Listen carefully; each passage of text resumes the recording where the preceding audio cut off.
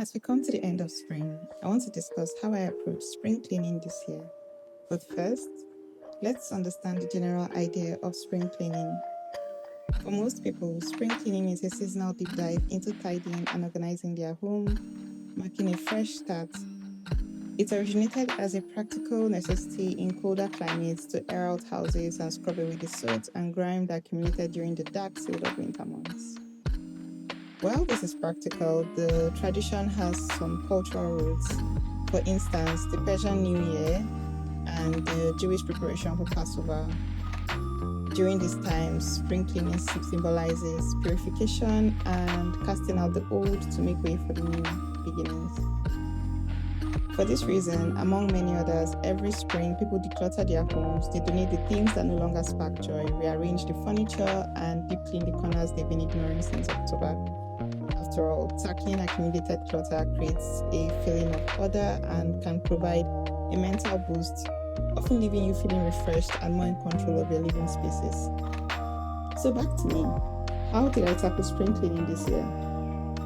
Well, for one, I came to an understanding that spring cleaning isn't just about tidying, but it's deciding object by object what kind of life I'm willing to maintain and who I choose to become by committing to this maintenance.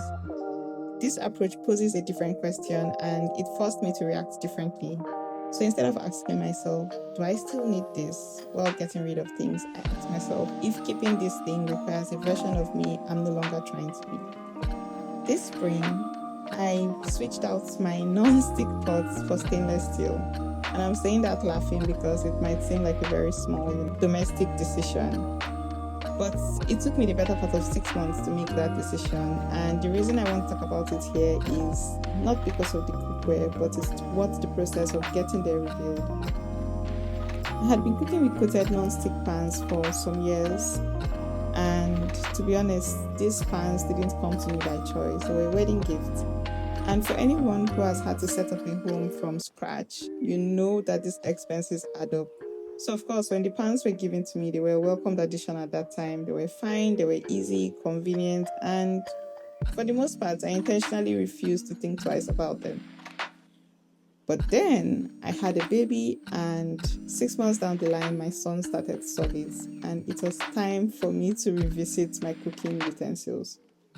Surely, Tefal pots weren't just going to cut it anymore for cooking his meals, because I was already seeing these videos online on how the coatings can be toxic, especially when scratched. And even beyond my son, I also didn't want to be sick because, a healthy mom is a happy child. You see, that's the thing about defaults. They are invisible until something makes them visible. A new child, a health scare, a season of stillness where you finally have time to look around, or something cracks the automation.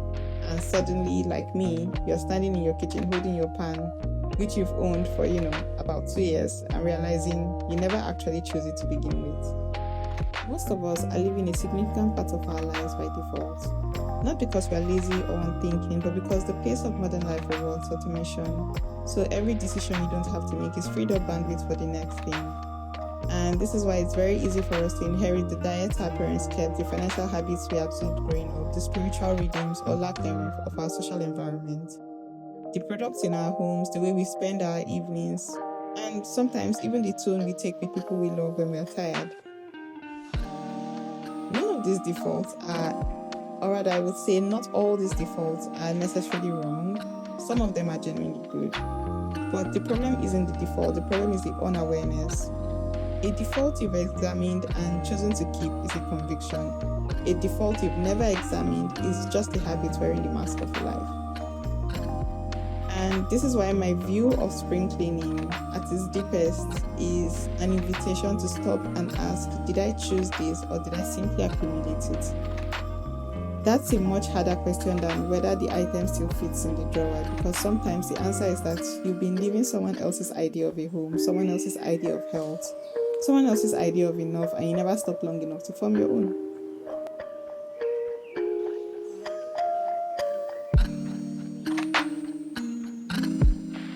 The scripture has a lot to say about stewardship, and we tend to apply that word to finances, to time, and to the gifts God has given us.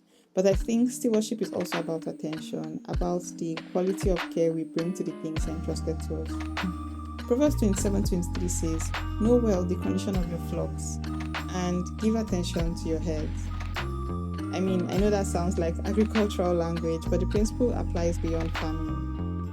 It says, know the condition of what you've been given, pay attention.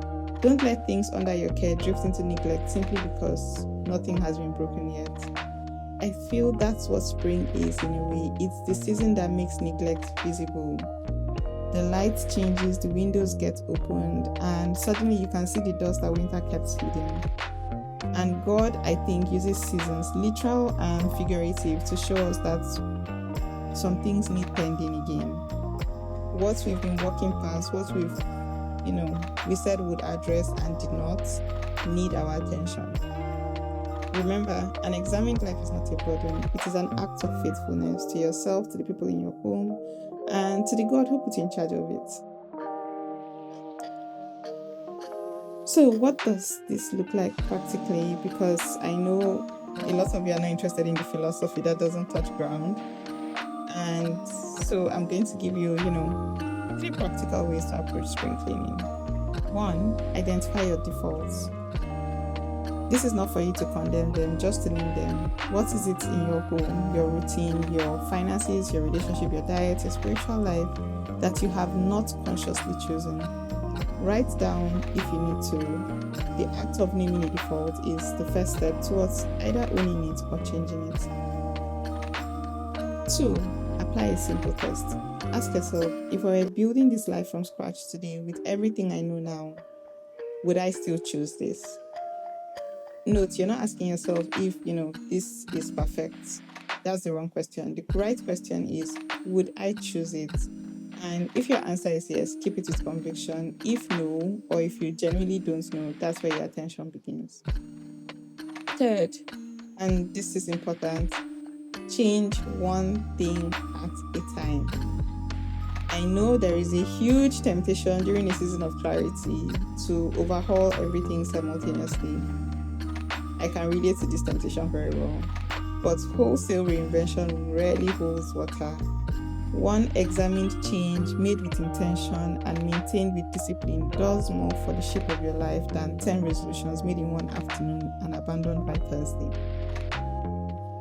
In my case, changing my pot took me 6 months. 6 months of research, paralysis, second guessing, and the clarity only came when I stopped trying to find the perfect option and I started asking myself, what do I actually need? Which was toxic-free pants, right? That's a spiritual discipline as much as a practical one, the willingness to define enough and to stop when you found it. So I switched my pots. That's the smallest possible version of what I'm talking about. But it opened a door I haven't closed since, a habit of asking about more and more of my life, whether I choose this or whether it simply happens to me. That question, when applied consistently over time, is not exhausting, it's clarifying. And clarity about who you are, what you value, what your home is for, what your life is for, is one of the most countercultural things you can possess in a world that profits from your confusion.